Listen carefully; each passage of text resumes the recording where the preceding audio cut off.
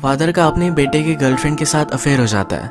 अब आगे क्या होगा आज की हमारी मूवी डैमेज जो 1992 की एक हॉलीवुड मूवी है, इसमें हम देखेंगे। अगर आपको वीडियो अच्छा लगता है तो प्लीज़ इसे लाइक और कमेंट जरूर कर दीजिएगा, इस चैनल को बहुत सपोर्ट मिलता है। बिना किसी देरी के एक्सप्लेनेशन स्टार्ट करते हैं। मूवी स्टार्ट होती है और हमारा मेन कैरेक्टर स्टीफन हमें दिखाया जाता है।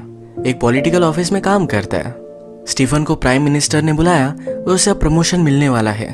उनके साथ जब उसकी मीटिंग होती है तो उसकी वो बहुत प्रेज करते हैं। वो अपने काम में बहुत अच्छा था। स्टीफन के घर पर उसकी वाइफ और बेटी है। उसका बेटा बड़ा हो चुका है और वो भी पॉलिटिकल ऑफिस में ही काम करता है। इसके बाद हमें स्टीफन के ऑफिस में पार्टी दिखाई जाती है। इस पार्टी में स्टीफन के पास एना आई, उसकी बेटे की गर्लफ्रेंड। वो अपने आप को इंट्रोड्यूस कराती है। स्टीफन को एना पसंद आई थी और इन दोनों में ऑकवर्ड साइलेंसेस थे। अब थोड़ा टाइम गुजर चुका है। स्टीफन का बेटा मार्टिन अपनी गर्लफ्रेंड एना को लेकर लंच के लिए आता है। यहाँ पर भी एना और स्टीफन ये दोनों ऑकवर्ड थे। स्टीफन की वाइफ इंग्रिड को एना बहुत ही अजीब लगती है। एना ने पूरे लंच तक उससे कोई भी बात नहीं की थी। इसके बाद हमें दिखाया जाता है एक दिन एना स्टीफन को कॉल करती है। उसने उसे एक लोकेशन और टाइम दिया। स्टीफन वहां गया और डायरेक्टली एना के साथ इंटीमेट हो जाता है। फर्स्ट सीन में जब ये मिले थे उसके बाद इनकी रिलेशनशिप डेवलप हुई है। एक दिन स्टीफन के पास उसका बेटा आया और वो बहुत ही खुश था।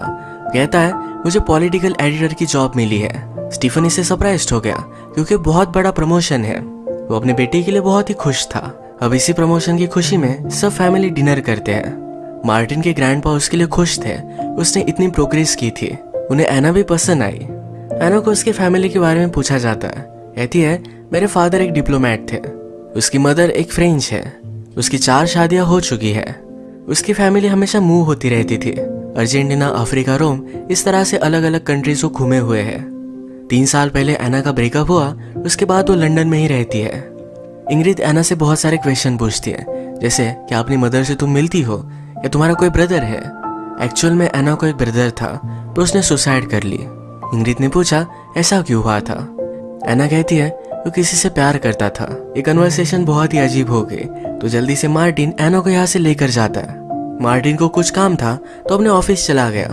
रात में स्टीफन एना के पास आता है। वो कहता है हमें कुछ ना कुछ तो करना पड़ेगा। डिनर करते वक्त पूरे टाइम तक मैं तुम्हें पाना चाहता था, तुम्हें टच करना चाहता था, होल्ड करना चाहता था। एना कहती है तुम वरी मत करो, मैं हमेशा यही रहूंगी।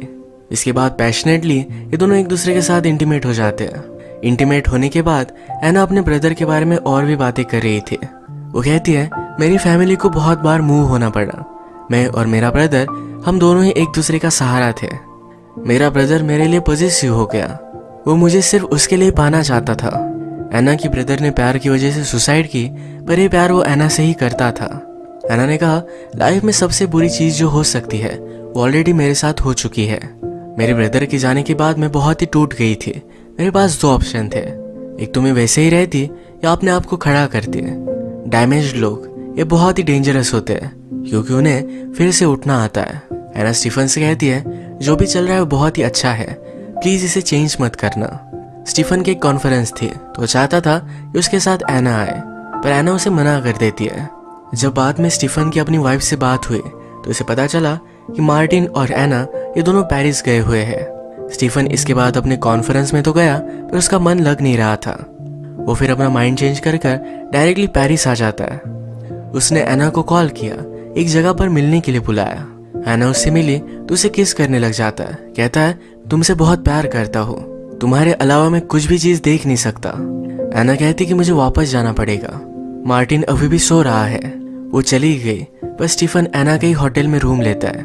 उसने अपनी होटल की खिड़की से देखा तो एना और मार्टिन ये दोनों इंटीमेट हो रहे थे। स्टीफन को बहुत बुरा लगा, वो बहुत रोता है। स्टीफन घर आने पर नोटिस करता है उसकी डॉटर का बॉयफ्रेंड घर पर आया हुआ था। ये उसे बहुत ही अजीब लगा। स्टीफन की वाइफ कहती है तुम्हारी बेटी प्यार में है। आज जब स्टीफन फिर से ऑफिस गया तो फिर से एना को कॉल करता है। आज वो उससे सिर्फ इंटीमेट होने के लिए नहीं मिलना चाहता था। ये दोनों मिलकर एक पार्क में आए। एना को यह आइडिया अच्छा नहीं लगता।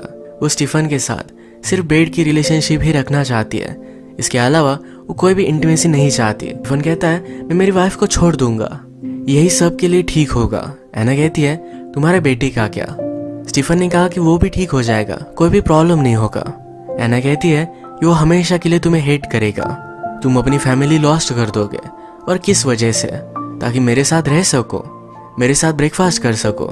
ये सब ऑलरेडी तुम्हें तुम्हारी वाइफ के साथ मिल रहा है।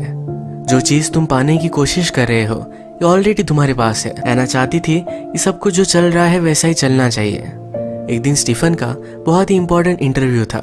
उसकी वाइफ ने पूरा देखा, उसे कॉन्ग्रेचुलेट करती है। वो उसके पास आई, कहा हम फर्स्ट टाइम मिले थे तो तुम एक डॉक्टर थे, छोटी छोटी चीज़ों में भी तुम बहुत ही परफेक्ट थे। यही चीज़ उसे बहुत पसंद आई थी। हम इन दोनों हस्बैंड वाइफ की रिलेशनशिप आजकल स्ट्रगल करते हुए देख सकते हैं। वो सिर्फ एक साथ रहते हैं। स्टीफन को एना के साथ जो पैशन मिलता है वो अपनी वाइफ के साथ नहीं मिलता। एक दिन जब स्टीफन एना से मिलने के लिए आया तो वहां पर पीटर आया हुआ था। पीटर एना का बचपन का फ्रेंड है।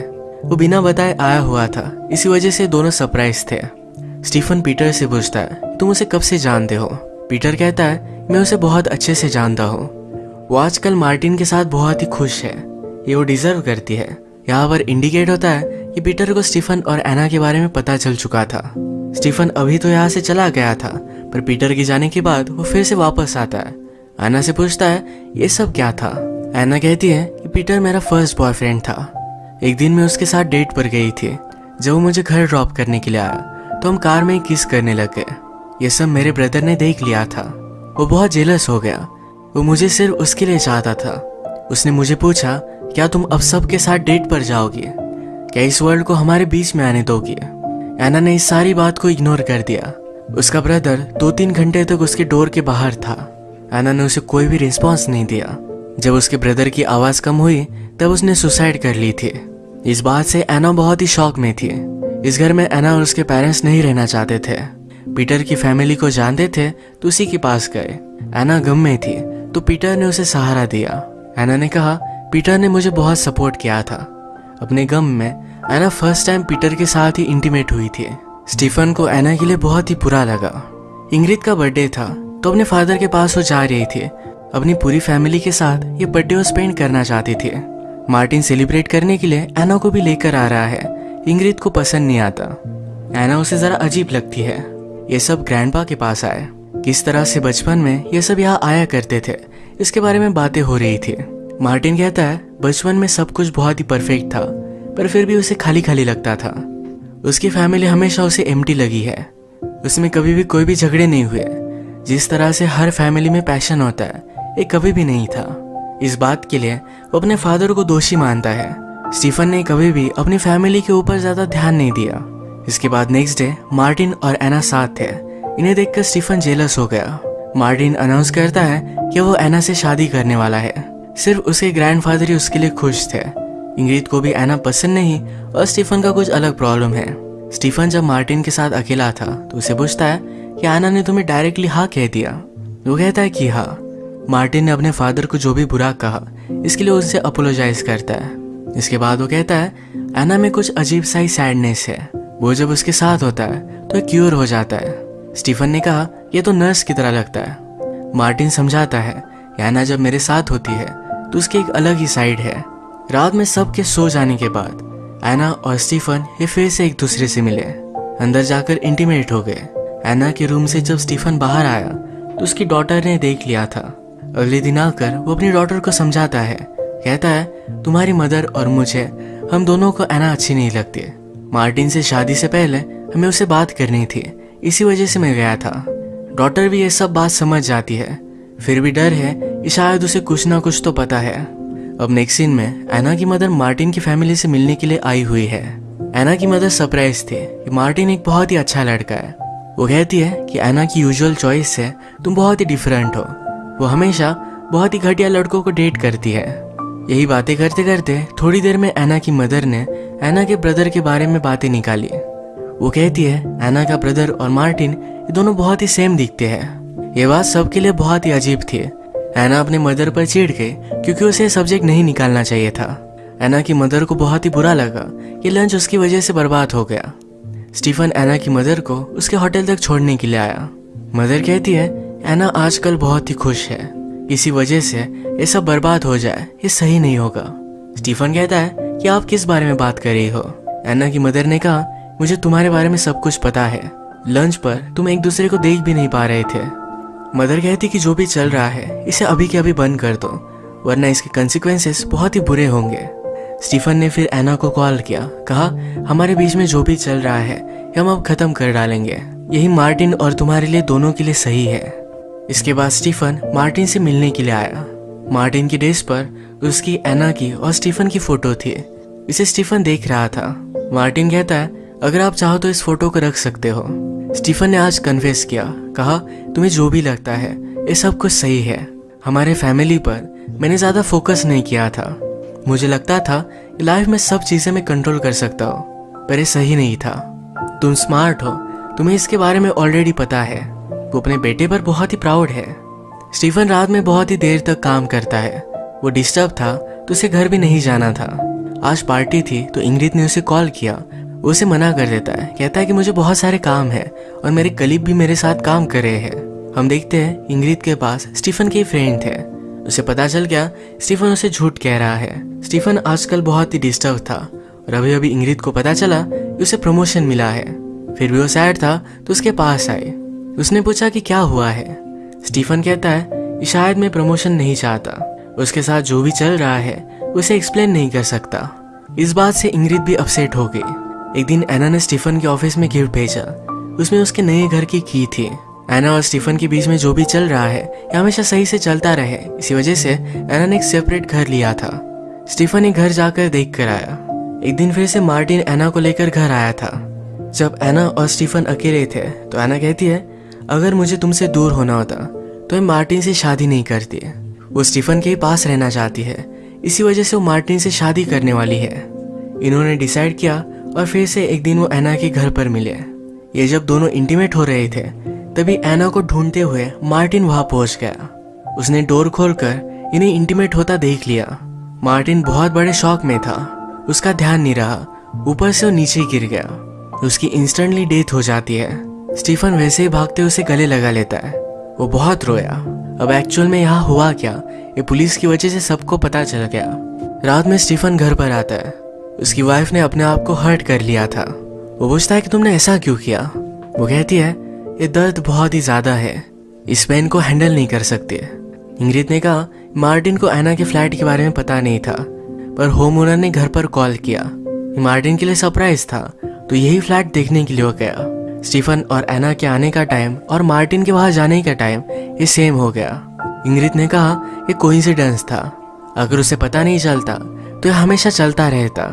तुमने अपने आप को मार क्यों नहीं डाला, तुम इतने बुरे भी नहीं हो सकते। वो रोने लग गए तो स्टीफन उसे गोलियां देता है। वो कहती है मुझे मेरा बेटा वापस चाहिए। अगली सुबह जब वो उठी तो स्टीफन उसके पास था। हमें एक दूसरे से कभी मिलना ही नहीं चाहिए था। क्या कभी तुमने मुझसे प्यार किया था? क्या मुझसे कभी तुम अट्रैक्टेड थे? स्टीफन इस पर कुछ भी आंसर नहीं कर पाता। आज उसे अपनी जॉब से रिजाइन करना पड़ा। अब वो फिर से एना से मिलने के लिए आया हुआ था। वहां पर एना की मदर थी। वो कहती है कि एना यहाँ से चली जा चुकी है। एना की मदर कहती है वो पीटर से मिलने के लिए उसके पास गई है। स्टीफन ने फिगर आउट किया कि एना अभी भी यही है। वो सब चेक करता है तो एना बेडरूम में ही थी। वो उससे कोई भी बात नहीं करना चाहती थी। इसके बाद मूवी में बहुत सारा टाइम गुजर चुका है। स्टीफन ने सब चीजें छोड़ दी। हमेशा अलग अलग जगह पर वो घूमता रहा। उसने रियलाइज किया कि हम ह्यूमंस कैसे बने हैं, हमारे पीछे पर्पस क्या है, इस सब के बारे में वो नहीं जानता। जब आदमी प्यार करता है तो जिस चीज को जान नहीं सकता उसके थोड़े से करीब आ जाता है। प्यार के अलावा इस वर्ल्ड में कोई भी चीज मैटर नहीं करती। अब वो अकेला पड़ चुका है। मार्टिन ने उसे जो फोटो दी थी उसने उसकी बड़ी फोटो बना ली है। उसे अपने बेटे और एना की बहुत याद आती है। वो हमसे कहता है कि उसने फिर से एना को एक बार देखा था। वो पीटर के साथ थी। एना के साथ उसका एक बेबी भी था। वो अपनी लाइफ में मूव ऑन हो चुकी है। इसी के साथ ये मूवी एंड हो जाती है। स्टीफन हमारा बहुत ही फॉल्टी कैरेक्टर है। उसका अभी भी भ्रम है कि एना से वो प्यार करता था, तो इसी वजह से उसने सब कुछ किया। उसकी एक ब्यूटीफुल सी फैमिली थी। कुछ पल के लिए उसने सब कुछ बर्बाद कर दिया और फाइनली वो अकेला था। इसके सब कंसिक्वेंसेस अब उसे आगे की आने वाली लाइफ में भुगतने पड़ेंगे। प्यार तो हम सबको करना चाहिए, उसकी लिमिट हमें पता होनी चाहिए। आज का वीडियो हम यही खत्म करते हैं। अगर आपको अच्छा लगा तो प्लीज लाइक कर दीजिएगा। मैं बहुत सारी मूवीज लेकर आते रहता हूँ, तो प्लीज इस चैनल को सब्सक्राइब कर दीजिए और बेल नोटिफिकेशन आइकन दबाने मत भूलिएगा। हम फिर से मिलेंगे और एक नई मूवी के साथ। तब तक के लिए थैंक यू और आप अपने आप का ख्याल रखिए।